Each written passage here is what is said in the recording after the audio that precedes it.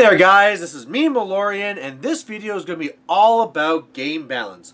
We're going to be really focusing on that and trying to decide whether Warmachine is a balanced game. Now to get there, we're going to be going and defining what game balance is. We're going to be looking at what it would take to actually make a balanced game. Try and look at some ways to see whether we can assess that Warmachine is balanced, and then hopefully having a conclusion at the end.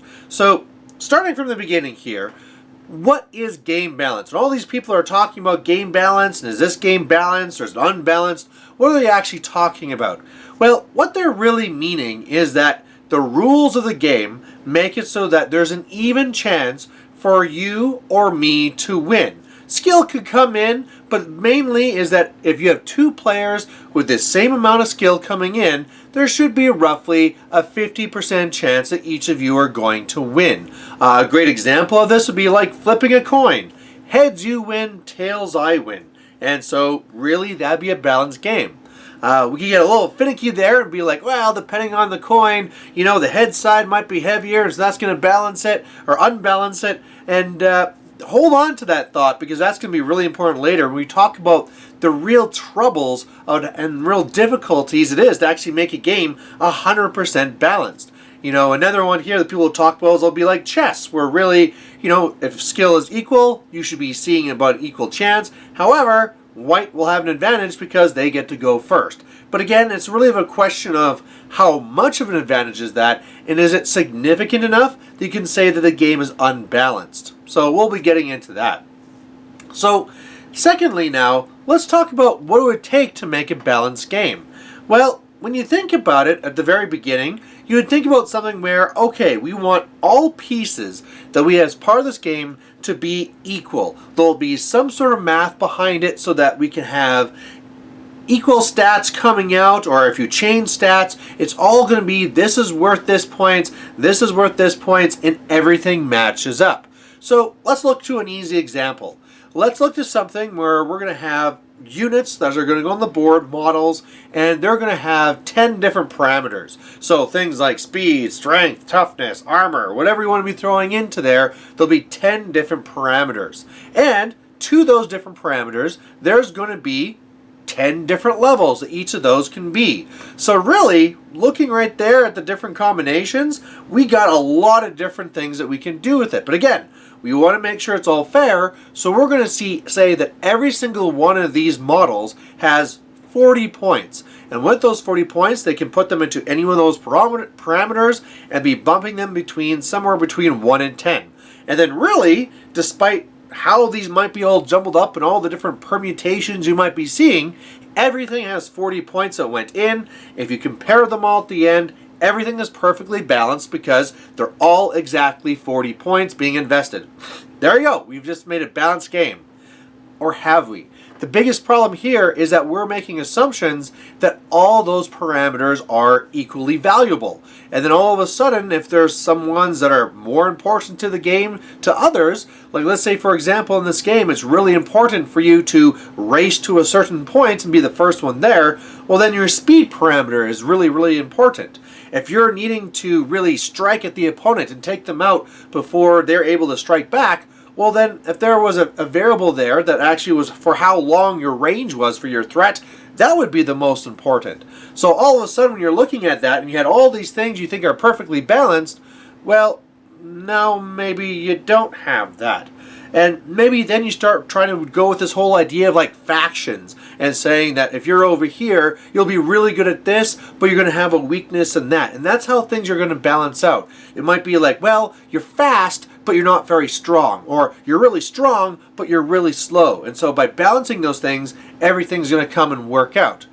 But again, depending on what you're facing and what you're trying to do, that won't still balance out. So I mean, again, with those two things facing, depending on what the scenario is and the way the game works, that might not really match up. And then if we're having lots of different factions with lots of different strengths and weaknesses, well, depending on how those parameters are set up, possibly we start getting into like a whole paper, rock, scissors type thing where, haha, this one shoots really far and your one has low armor as a weakness, so guess what? I'm going to strike you first and this is basically an easy win for me.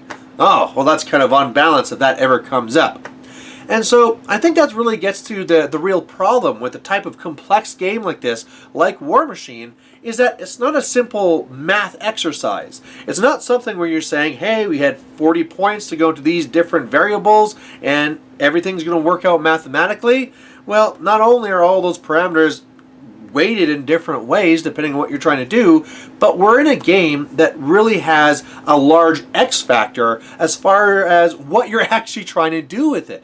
It's not a simple thing of like, how fast are you? First one to get to the end wins. So it's really just a thing of how fast you are. It's really broken down to, well, are you going to try and win this game through scenario? Are you going to try and win this game through assassination? Are you going to try and win this game through death clock? Are you going to try and win this through attrition? Whatever it is, there's different ways you can actually push these different parameters, and then all of a sudden you start having to think about ways that there might be synergies between them. It gets really, really complicated. Again, you might have two things that seem exactly equal on both sides, but if all of a sudden something gives synergies on one side, so that really 40 and 40 turns out to be 100, well, all of a sudden they have an advantage versus the other. So I think at the very beginning, the way that I really want to be stressing here is that I believe that at a game of this size and scale, and for all the different variables and X factors that are coming in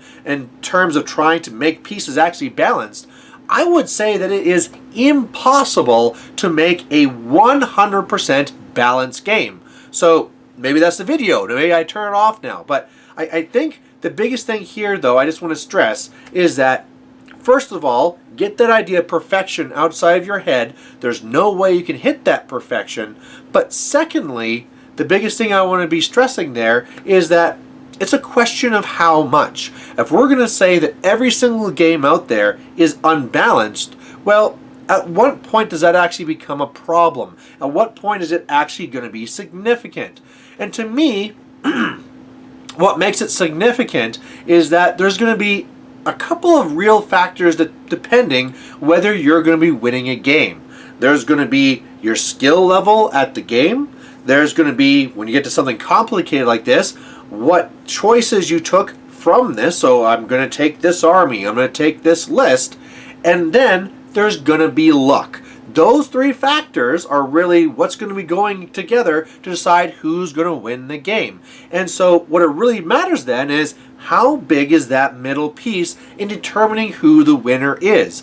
Is it really just luck based? Is it really more so skill? Is it really more so the choices you took? Like, hey, you decided to take odd job, so guess what? You're shorter and you're better off and you have a better chance of winning.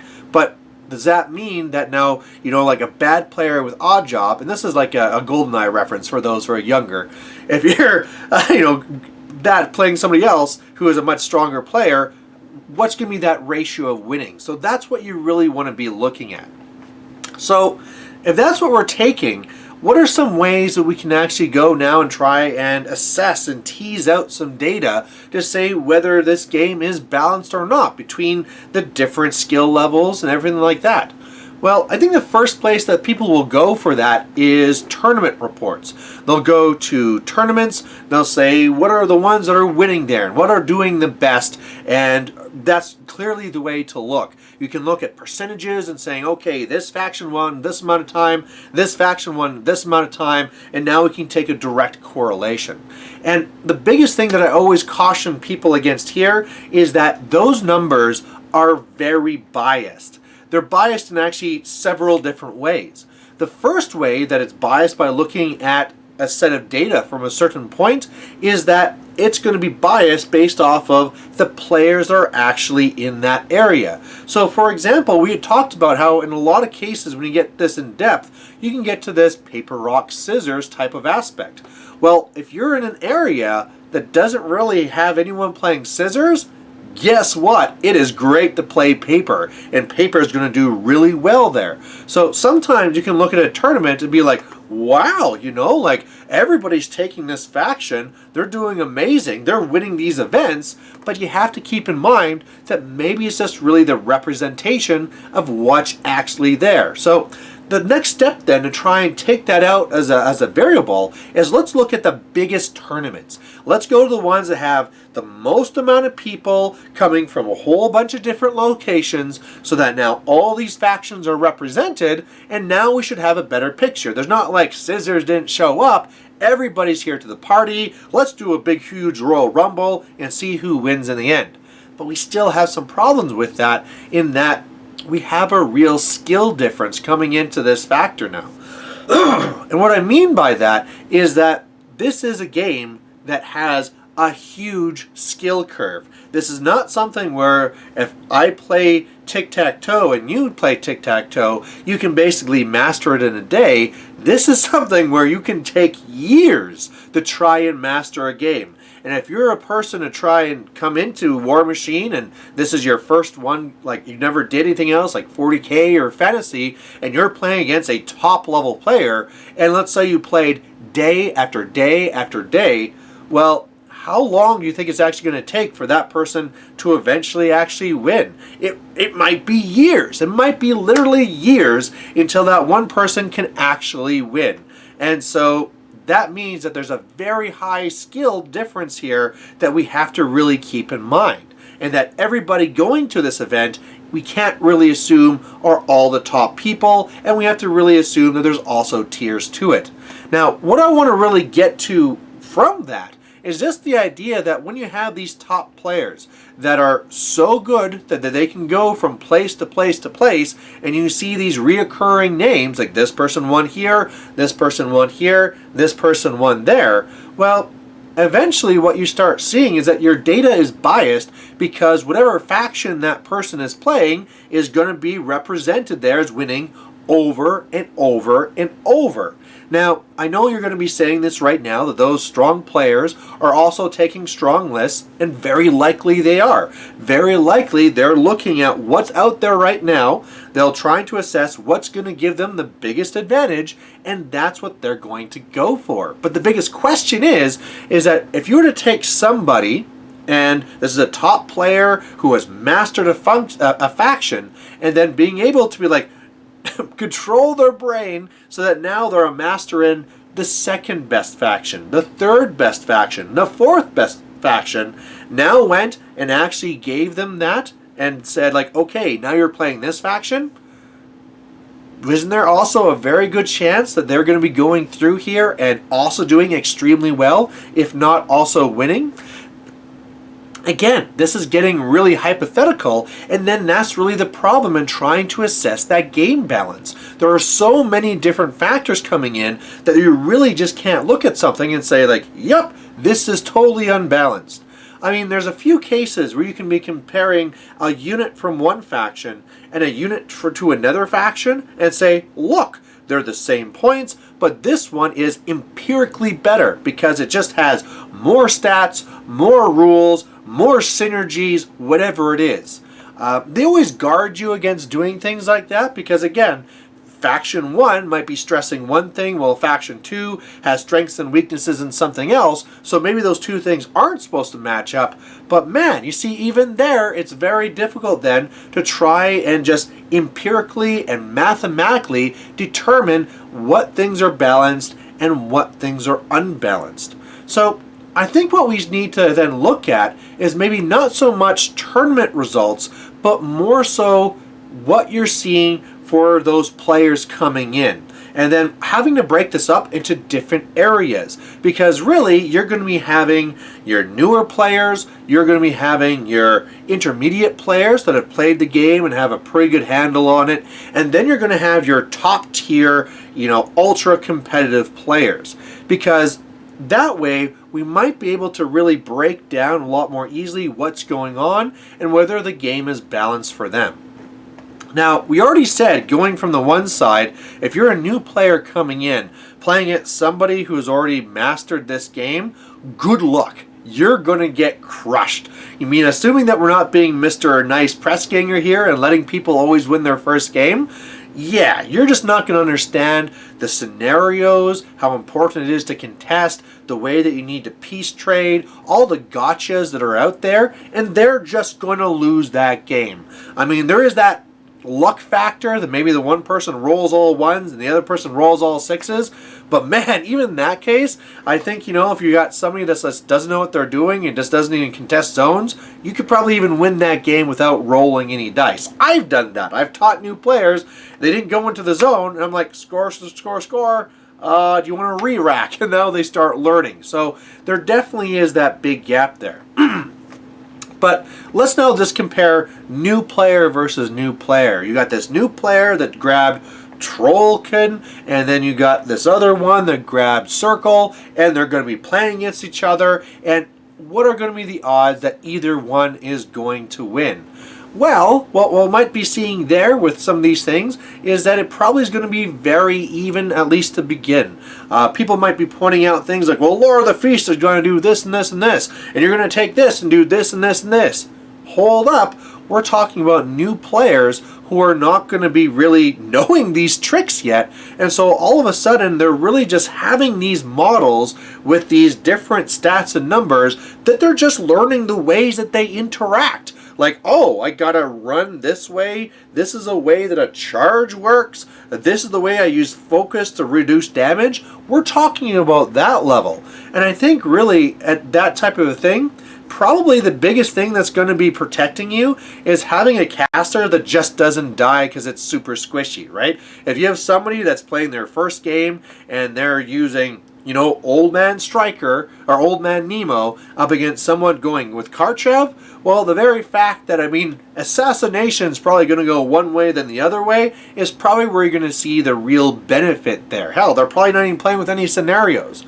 But so unless we want to be saying like that's where the game is imbalanced because some casters are more survivable than others and not all factions have that, it really is at that point where you're just kind of like tossing dice and pushing things around. I would argue fairly balanced, and probably what you're just coming down to is just more so the player's ability to learn the rules. The faster that you're a person to piece together like, oh, that's how this works, that's how this works, that's how this synergy is, oh, that's what you do? Well, this is how I'm going to counter it. And then the player that can think through that the fastest and learn that the fastest will have an advantage over the player that has the better models in the better faction. I could be wrong, but that's personally how I feel in my experiences from seeing new players play the game. Now let's talk about that intermediate range. We're now talking about players that have learned enough that they know what their faction is, they know how the games work, they have a general idea of some of the other things out there and the counterplays that are supposed to be happening. Is that going to be balanced? And I feel like once we get here, we start getting into a lot more of the gotchas. This is where you're going to see a lot of players going in and winning games because like, oh, you didn't know how this worked? Well, haha, I got you with this. You didn't know that Lord of the Feast could just hit this and teleport to your castle and kill you? Ha ha ha, now I got you. And it's going to be a lot of wins like that, where it's not so much that I am going to be winning through all-out skill, although that could be it as well. But I feel that compared to a lot of the other areas, gotchas are going to be the really big factor here. And so whereas with your new players, the biggest thing that's going to be determining who's going to win that game is the person that's going to be learning the rules the fastest, I would say at this intermediate level, it's now so not just learning the basic rules, but just being able to memorize all of the different threats and being able to guard against all those gotchas. It's going to take a lot of time until you realize that like, oh, I thought I was camping 5 and safe, but I'm up against Sloane and she still just shoots through all that and now I'm dead.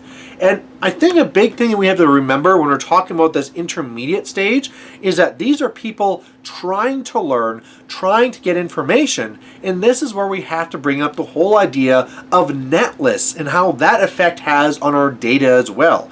Because we now have a group of people that are like, okay, I want to learn this game, I want to know what's the best, I want to know what I should be using because this is the most powerful list.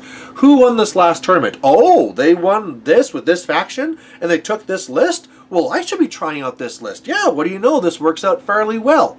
And the danger here then is that all of a sudden when we start trying to look at this data, like who's playing this faction, who's playing this faction, well, it's almost like one of those things you're like on YouTube, you'll have like the list for YouTubers saying these are the most viewed videos, well, guess what? Those are going to go up forever because now they're there and they're like, oh, this one's the most viewed? Why? Is it really good? Well, no, at one point it had the most views, and now it's going to go up exponentially because everybody wants to now know why it's the most viewed. You see the same thing here where people see like, ooh, you won with this list, it must be amazing, let's switch over to that, and then really kind of go through that. So I really want to stress that, again, this is a real spot where you'll be seeing a lot of bias in your numbers, where you'll be seeing a lot of people, I don't want to call them bandwagoners or anything really negative. It's really just players who want to learn and want to improve, and clearly the best way to do that is to look at people who are doing really well at this game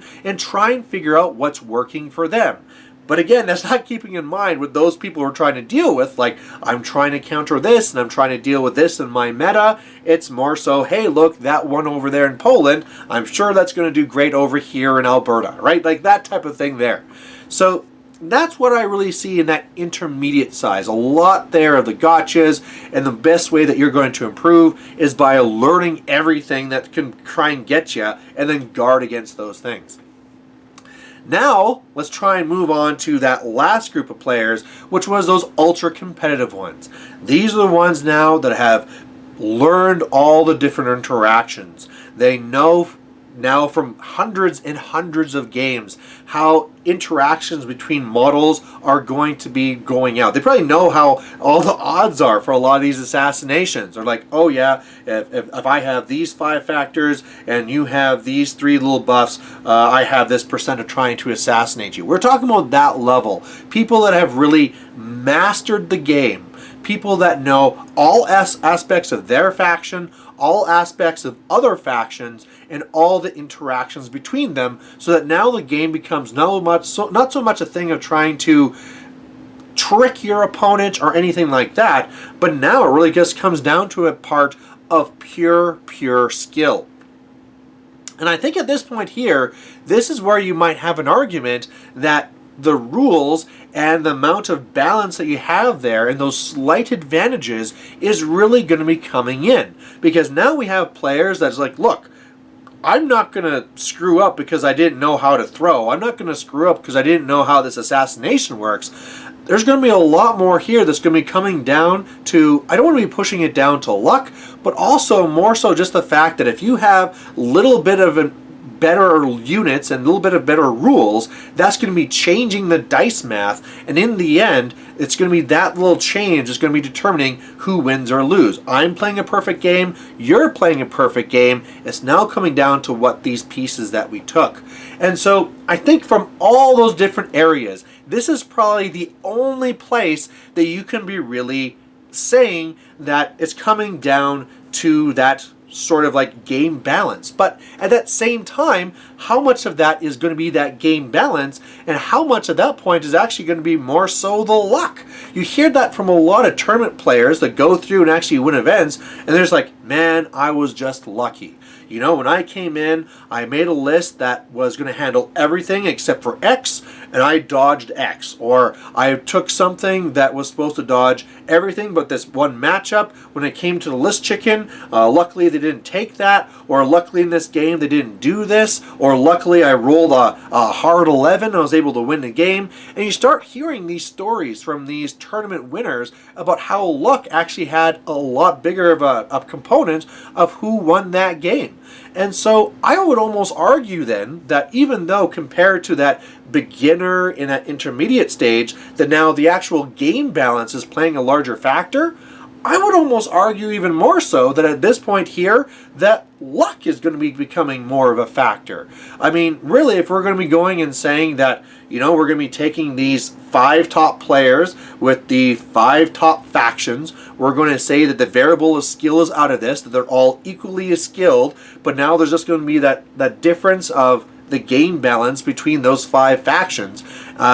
I guess I want to have 16 people so I have an equal tournament, or 8, whatever. The main thing is that the biggest thing that's going to be determining then who wins this game is probably just going to be simple things like who got paired up against who. Hey, this person had matched up against their absolute worst matchup in the first round, they're knocked out. And now that this list is now knocked out, somebody else's worst matchup is taken out of it. So their odds of winning the tournament have gone up. It's going to be things like that playing a much bigger factor. Now, which one is going to be playing the most? I really do think at that point that luck is playing a lot bigger of a factor.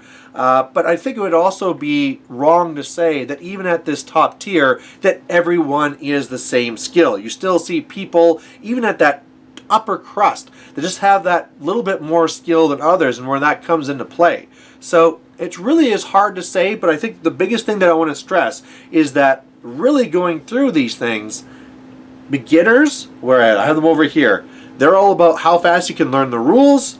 Middle, how fast can you learn the gotchas? And on that top tier, now we're starting to see where game balance is going to become a little bit more of an issue, but luck is also going to become a much bigger factor. So looking at all that though, we had really broke this down to 3 different factors that's going to determine if you win the game. Your skill, the game balance of what you're choosing to use, and luck. But I believe what we're trying to say here now that we looked at this is that we also have to keep in mind that there's a 4th one. And the 4th one is just, you could say it's part of skill, but it's also just knowledge. You know, skill and the ability to go through and tactically assess things and work out strategies, you know, that's something you can really call definitely a skill. But whether you say it's a subset of that or a completely different factor, knowledge plays a very massive role if you're not in that upper crust. And guess what? The majority of us players, we're not in that upper crust. It's one of those things where if you ask drivers and say how good of a driver you are, we all say that we're like in the top 30%. Well, guess what? Not everybody can be in the top 30%. There's some really good players out there, and odds are you are somewhere near the middle or who knows where around that. So we have to really realize that if we're really focused around things like game balance, we might want to more so focus on where we fall in that curve of players and realize like, well, actually I'm really more so in this middle group, and it's not so much that I played this and my opponent played that. It's more so just that maybe they're a stronger player, or more so I just didn't know how this thing worked. I went to the game, I was like, oh, I didn't realize that interaction, it was a gotcha, and that's what's determining the game. And the problem is that it's very easy to after say when these things come up, like, oh, Lord of the Feast got me again, what do you know, broken circle, killing off my caster. Well, guess what? If you learn how these interactions work, you can go and you can guard against it. You can make sure your caster is never in that range where a small base can be played on a target and then you're within that 2-inch reach. And so you can start playing around it. These can still be a big factor, and they might be a very strong piece against you, but at least once you learn all the interactions and you start playing to a spot that's guarding against them, you're going to be caught by less gotchas, you're going to improve as a player, and I think it's only then that you can really start worrying about things like game balance, and then like I said, rather than looking at game balance, you might want to admit that luck comes into be a much of a larger factor. So there you have it. There's my talk about whether Warmachine is balanced. I said I'd come to a conclusion, and I feel in my honest true heart that it is balanced. Of course, like we said, every game can't be perfect. We can look to things like Lord of the Feast and be like, that seems to be doing a little bit more than what point says it should be doing. But even then, depending on what group that we're talking about you're in, it's really not going to be the biggest factor. So there you go. Thanks for watching. If you agree, if you disagree, please post it down here in the comments. And otherwise, we'll catch you later. Bye.